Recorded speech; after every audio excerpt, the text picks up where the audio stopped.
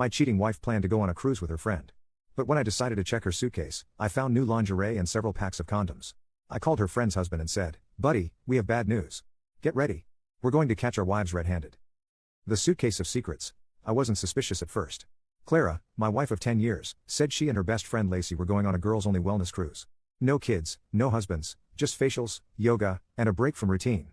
Fine, she deserved it. But something felt off. It wasn't what she said, it was how she said it. No hug before work, no goodnight kiss. And when I offered to drive her to the dock, she refused. Insisted on a rideshare. That's when the pit started growing in my stomach. So, while she was in the shower that evening, I did something I never thought I'd do. I checked her suitcase. That's when everything shattered. Tucked between rolled-up sundresses and spa-friendly slippers, I found 2 brand new sets of black lace lingerie, a travel-size bottle of vanilla massage oil, and 3 unopened boxes of condoms, not hidden, not even zipped in a side pocket, just sitting there like they belonged. I sat on the edge of the bed, staring at it all, heart pounding, knuckles white. But I didn't scream. I didn't storm in because I knew this wasn't just Clara. Lacey, her best friend, was in on it, too. So, I picked up the phone. Dialed the number of someone who deserved the truth just as much as I did. "Rick, it's Daniel. Listen closely. We've got a problem, and I think it's time we solve it together." He asked, "Is this about Lacey?" I said, "No, it's about both of them. Meet me at the cruise terminal at 5 a.m. and bring a camera." The setup. Rick showed up before sunrise. His face said everything, pale, tight-jawed, eyes rimmed red like he'd barely slept. We stood in silence in the cruise terminal parking lot for a few seconds. Then he asked the one question I didn't have to answer. "You found proof, too?" I nodded, opened the backpack I'd brought, and showed him the photos I took of Clara's suitcase. Rick flinched when he saw the condom boxes. Lacey told me she was packing light, claimed she was going off the grid for meditation and a digital detox. I thought it was weird, but I trusted her. He paused, his voice trembling. "She kissed our son goodbye yesterday like she was going on a retreat."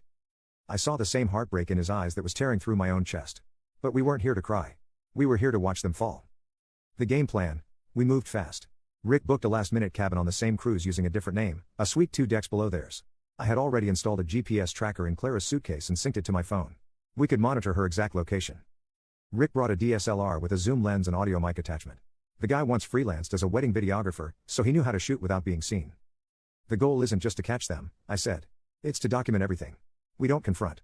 We observe. We record. We make them confess, not with words, but with what we already have." Boarding day. We watched from a cafe across the terminal entrance. At 6:12 a.m., the betrayal came waltzing in with sunglasses and smug grins. Clara and Lacey, matching cruise bags, laughing like teenagers on spring break. And right behind them, 2 men, not friends, not relatives. Men who looked like they knew exactly what kind of vacation this was. They kissed right there in the terminal. Quick, intimate kisses.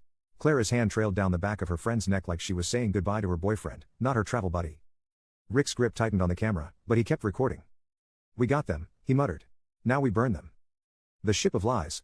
Rick and I boarded under aliases.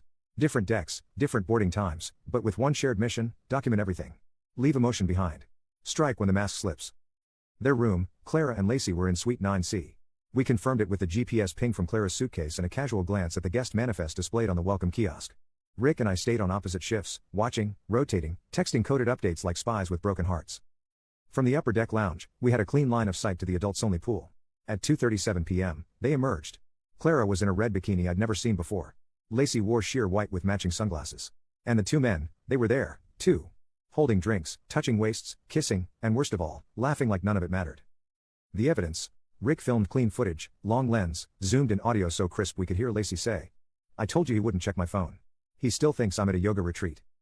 They laughed again. I didn't. Rick didn't. "I want to expose her," he whispered. "Not just to her friends, not just to family. I want her parents to see this.